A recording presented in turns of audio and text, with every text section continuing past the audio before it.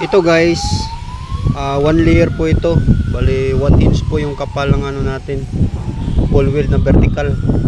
So kung mapansin nyo po ito sa taas guys, nag build up po ako dito banda kasi yung puwang nito na ano, malaking puwang, nasa mga 1 inches.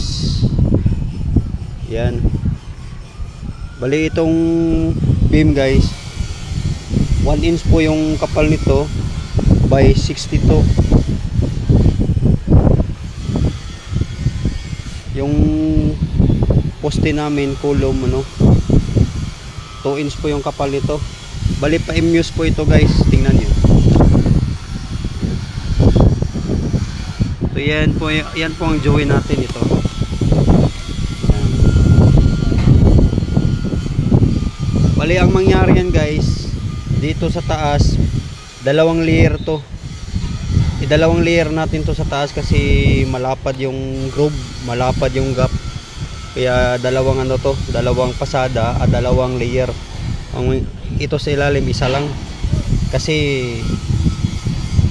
1/2 lang po yung ano dito, gap, medyo madala lang. So dito sa taas kailangan talaga mag build up tayo ng vertical para mas madaling i-full weld.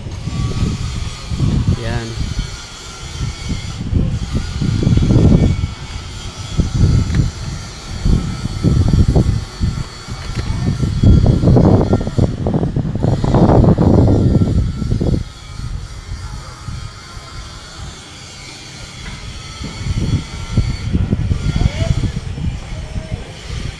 Yun pong ibang kasamahan naming mga welder guys, nag full weld po kami.